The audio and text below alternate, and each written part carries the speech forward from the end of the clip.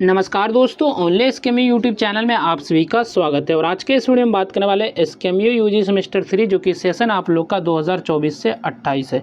और आज के इस वीडियो में हम लोग जो कवर करने वाले जो कि आपका मेजर पेपर 5 है और सब्जेक्ट आपका इकोनॉमिक्स। तो इसके पहले मैंने जो सेट 1 का वीडियो बनाया था, अगर आपने उस वीडियो को नहीं देखा है तो आप हमारे चैनल से जाके देख सकते हैं, या फिर जो आप इसी वीडियो के डिस्क्रिप्शन में देखेंगे तो आपको प्लेलिस्ट का लिंक मिलेगा, तो वहाँ से भी जाके उस वीडियो को देख सकते हैं। तो सबसे पहले हम लोग इस वीडियो में जो बात करेंगे सेट 2 के बारे में बात करने वाले, जिसमें कि कुछ आपके क्वेश्चन आंसर दिए गए और आप लोग जो है इन क्वेश्चन आंसर को अच्छे से तैयार कीजिएगा। तो सबसे पहले क्वेश्चन के पैटर्न के बारे में बात कर लेते हैं। क्वेश्चन जो आपके दो ग्रुप में पूछे जाते हैं, ग्रुप ए में आपके वेरी शॉर्ट क्वेश्चन और जो शॉर्ट क्वेश्चन पूछे जाते हैं, और ग्रुप बी में जो आपके लॉन्ग क्वेश्चन पूछे जाते हैं। तो आपको जो तैयार करना है तो शॉर्ट क्वेश्चन और लॉन्ग क्वेश्चन को अच्छे ढंग से तैयार करना है। तो सबसे पहला जो क्वेश्चन है 1 का A number, what is absolute cost advantage, यानी कि निरपेक्ष लागत लाभ क्या है। तो निरपेक्ष लागत लाभ क्या है, तो इसके बारे में आपसे पूछा गया है। तो निरपेक्ष लागत लाभ का सिद्धांत जो है एडम स्मिथ ने दिया था। किनके द्वारा यह सिद्धांत दिया गया, तो एडम स्मिथ के द्वारा। इसके अनुसार यदि कोई देश किसी वस्तु का उत्पादन दूसरे देश की तुलना में कम लागत, कम समय या कम संसाधनों में कर सकता है, तो उस वस्तु के उत्पादन में उसे निरपेक्ष लागत लाभ प्राप्त होता है और उससे उसी वस्तु का निर्यात करना चाहिए। तो इसका क्या मतलब हुआ कि निरपेक्ष लागत लाभ का, जब कोई देश जो है किसी वस्तु को जो है दूसरे देश की तुलना में, यानी किसी और देश की तुलना में कोई भी वस्तु बना रहा, तो उससे कम खर्च पे, कम समय या फिर कम संसाधनों में बना सकता है, तो उस वस्तु में जो निरपेक्ष लागत लाभ कहते हैं, यानी कि उसे जो हम लोग निरपेक्ष लागत लाभ मिलते हैं जो उस वस्तु को बेचने के बाद मिलेगी। और ऐसे देश को जो है वही वस्तु बनाकर दूसरे देशों को बेचनी चाहिए। अगर उदाहरण से समझा जाए, यदि भारत जो है कपड़ा सस्ता बनाता है और जापान जो है मशीनें सस्ती बनाता है, तो भारत जो है कपड़ा और जापान मशीनें निर्यात करेगा। इसके बाद नेक्स्ट आपका जो क्वेश्चन है, क्वेश्चन नंबर बी है, व्हाट इज कस्टम यूनियंस, सीमा शुल्क संघ क्या है। तो सीमा शुल्क संघ जो ऐसे देशों का समूह होता है, यानी कि ऐसे देशों का ग्रुप होता है जहाँ सदस्य देश जो आपस में वस्तुओं के आयात निर्यात पर सीमा शुल्क समाप्त कर देते हैं, यानी कि आयात निर्यात पे जो है सीमा शुल्क जो होते हैं उन्हें खत्म कर देते हैं। जबकि जो है गैर सदस्य देशों से आने वाले सामान पर सभी सदस्य देश एक समान सीमा शुल्क लागू करते हैं, यानी कि जो सदस्य नहीं है, जो गैर सदस्य देश है, तो उन पे शुल्क लगा दिए जाते हैं, बल्कि जो सदस्य है तो उन पे आपका शुल्क जो है ख़त्म कर दिए जाते हैं। और इससे जो आपसी व्यापार को बढ़ावा मिलता है, यानी कि इससे आपसी व्यापार में वृद्धि होती है। तो सीमा शुल्क क्या है, जब कुछ देश मिलकर जो एक समूह बनाते हैं, एक ग्रुप बनाते हैं और आपस में व्यापार पर कोई सीमा शुल्क नहीं लगाते, यानी कि आपस में जो कोई शुल्क नहीं लगाते, यानी कि टैक्स नहीं लगाते, लेकिन बाहर के देशों से आने वाले सामान पर एक जैसी सीमा शुल्क लगाते हैं, तो उसे जो है सीमा शुल्क संघ कहते हैं। यानी कि जो भी सदस्य नहीं है, अगर बाहरी देशों से आ रहे तो उन पे जो है शुल्क लगा दिए जाते हैं। ठीक है। इसके बाद नेक्स्ट आपका क्वेश्चन है, व्हाट इज करेंसी डिवैल्यूएशन, मुद्रा का अवमूल्यन क्या है। तो मुद्रा का अवमूल्यन वह प्रक्रिया है जिसमें सरकार या केंद्रीय बैंक जानबूझकर अपने देश की मुद्रा का विदेशी मुद्राओं की तुलना में मूल्य कम कर देता है। इसका जो उद्देश्य है निर्यात बढ़ाना, आयात कम करना तथा भुगतान संतुलन की स्थिति में सुधार लाना होता है। तो मुद्रा का अवमूल्यन क्या है, जब जो सरकार अपनी देश की मुद्रा का मूल्य जो है जानबूझकर कम कर देती है, तो इसे मुद्रा का अवमूल्यन कहते हैं, यानी कि जानबूझकर मुद्रा की वैल्यू को कम करना, तो इसे हम लोग जो है मुद्रा का अवमूल्यन कहते हैं। और इससे जो होता है कि देश का जो सामान जो है विदेशों में सस्ता हो जाता है और निर्यात बढ़ने की संभावना रहती है। इसके बाद नेक्स्ट टाइप का क्वेश्चन है, state 1 causes of disequilibrium in the balance of payments. तो भुगतान संतुलन में असंतुलन का एक कारण लिखिए। तो भुगतान संतुलन में असंतुलन होने के क्या कारण है। तो भुगतान संतुलन में, यानी कि बैलेंस ऑफ पेमेंट्स में असंतुलन का जो एक प्रमुख कारण है आयात का निर्यात से अधिक होना।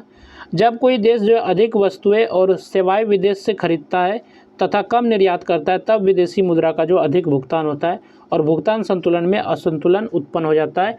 तो इसका क्या मतलब हुआ कि यदि कोई देश जो है निर्यात से जो अधिक आयात करता है, यानी कि निर्यात से अधिक आयात करता है, तो उसे विदेशों को अधिक पैसा देना पड़ता है, इससे जो है भुगतान संतुलन में असंतुलन पैदा हो जाता है। इसके बाद नेक्स्ट आपका क्वेश्चन है, what is foreign institutional investment, विदेशी संस्थागत निवेश क्या है। तो विदेशी संस्थागत निवेश वह निवेश है, वैसा इन्वेस्टमेंट है जिसमें विदेशी बैंक, बीमा कंपनियां, म्यूचुअल फंड, पेंशन फंड तथा अन्य वित्तीय संस्थाएं किसी देश के शेयर, बॉन्ड और प्रतिभूतियों में जो है निवेश करती है, और इसका उद्देश्य होता है लाभ कमाना होता है तथा यह प्रत्यक्ष प्रबंधन का अधिकार नहीं देता है। तो आपका क्या है, तो विदेशी संस्थागत निवेश आखिर क्या है, तो जब जो दूसरे देशों की बड़ी संस्थाएं, जो बड़ी इंस्टीट्यूशंस हैं जैसे कि बैंक, म्यूचुअल फंड, बीमा कंपनियां और पेंशन फंड, तो किसी देश को जो है शेयर मार्केट या बॉन्ड में पैसा लगाती है, तो इसे जो है विदेशी संस्थागत निवेश कहते हैं। इसके बाद यहाँ से आपका शॉर्ट आंसर टाइप क्वेश्चन शुरू होते हैं, यानी कि शॉर्ट क्वेश्चन शुरू होते हैं। तो शॉर्ट क्वेश्चन पे चलने से पहले बात कर लेते हैं इस पीडीएफ के बारे में कि ये पीडीएफ आप लोग कैसे डाउनलोड कर सकते हैं। तो ये पीडीएफ जो आपको हमारे टेलीग्राम चैनल ओनली SKMU पे मिल जाएगा, तो वहाँ से आप इस पीडीएफ को डाउनलोड करके पढ़ सकते हैं।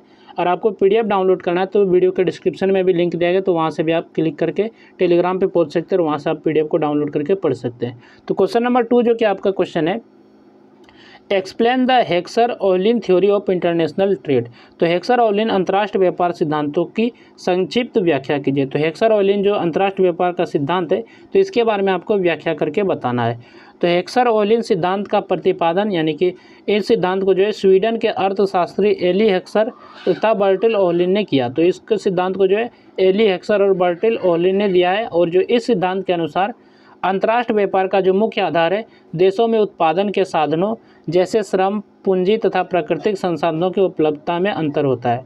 जिस देश में कोई उत्पादन साधन अधिक मात्रा में उपलब्ध होता है, वह उसी साधन का अधिक उपयोग करके बनने वाली वस्तुओं का उत्पादन कम लागत पर करता है, इसलिए वह देश जो है उन वस्तुओं का निर्यात करता है।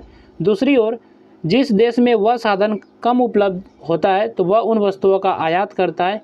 उदाहरण के लिए यदि किसी देश में जो है श्रम अधिक है, यानी कि जहाँ मजदूरी ज़्यादा, यानी कि काम करने वाले श्रमिक ज़्यादा है, तो वह जो है श्रम प्रधान वस्तुओं का निर्यात करेगा।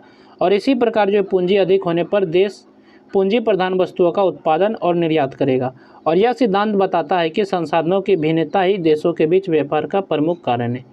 इसके बाद नेक्स्ट टाइप का क्वेश्चन है, explain the concept of tariffs, discuss the different types of tariff. तो शुल्क यानी कि टेरिफ का अर्थ बताइए, टेरिफ क्या होता है, इसके अर्थ के बारे में बताना है। इसके बाद इसके विभिन्न प्रकारों का वर्णन कीजिए, इसके कौन कौन से विभिन्न प्रकार है, तो इसके बारे में आपको बताना है। शुल्क यानी कि टेरिफ जो है वह कर है, वैसा टैक्स है जिसे सरकार जो है विदेशों से आयात की जाने वाली या कुछ मामलों में निर्यात की जाने वाली वस्तुओं पर लगाती है। इसका मुख्य उद्देश्य घरेलू उद्योगों की रक्षा करना, सरकार की आय बढ़ाना तथा आयात को नियंत्रित करना होता है। जब आयातित वस्तुओं पर शुल्क लगाया जाता है तो उनकी कीमत बढ़ जाती है और लोग देश में बनी वस्तुओं का अधिक उपयोग करते हैं। शुल्क के जो प्रमुख प्रकार है, विशिष्ट शुल्क यानी कि स्पेसिफिक टैरिफ, जिसमें जो है प्रति इकाई निश्चित राशि ली जाती है। इसके बाद आपका मूल्यानुसार शुल्क यानी कि एड वैलोरम टैरिफ, जिसमें वस्तु के मूल्य का निश्चित प्रतिशत कर के रूप में लिया जाता है। इसके बाद आपका संयुक्त शुल्क यानी कि कंपाउंड टैरिफ, जिसमें विशिष्ट तथा मूल्यानुसार दोनों प्रकार के शुल्क एक साथ लगाए जाते हैं। इसके बाद आपका संरचनात्मक शुल्क घरेलू उद्योग की रक्षा के लिए लगाया जाता है, जबकि राजस्व शुल्क का उद्देश्य जो है सरकार की आय बढ़ाना होता है। इसके बाद यहाँ से आपका ग्रुप बी है, यानी कि लॉन्ग आंसर टाइप क्वेश्चन शुरू होते हैं, यानी कि लॉन्ग क्वेश्चन शुरू होते हैं।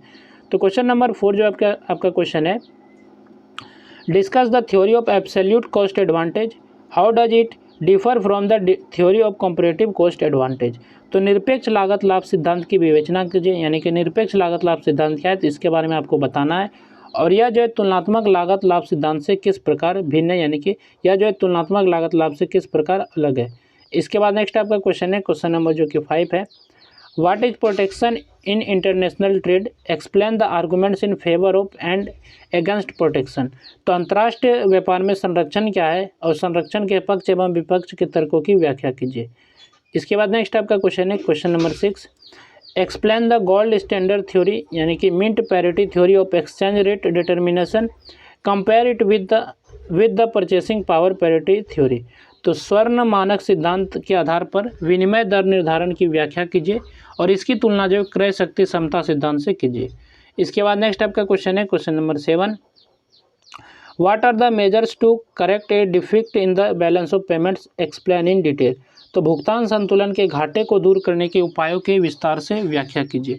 इसके बाद नेक्स्ट आपका क्वेश्चन है, क्वेश्चन नंबर 8, और ये जो क्वेश्चन आपका ये इंपॉर्टेंट क्वेश्चन है, discuss the objectives and function of the world trade organization, explain its role with reference to India.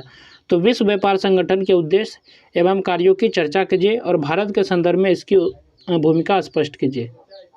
इसके बाद नेक्स्ट आपका क्वेश्चन है, question number 9, explain the need and importance of foreign capital in developing economies, distinguish between foreign direct investment and foreign institutional investment यानी कि विकासशील अर्थव्यवस्थाओं में विदेश पूंजी की आवश्यकता एवं महत्व की व्याख्या कीजिए। इसके बाद आपको बताना है प्रत्यक्ष विदेशी निवेश तथा विदेशी संस्थागत निवेश में अंतर स्पष्ट कीजिए। ये आपका क्वेश्चन नंबर 9 है। इसके बाद जो है ये सेट 2 आपका खत्म होता है। इसके बाद और भी सेट के बारे में बात करेंगे। फिलहाल जो आप लोग सेट 1 और सेट 2 को अच्छे से तैयार कीजिएगा।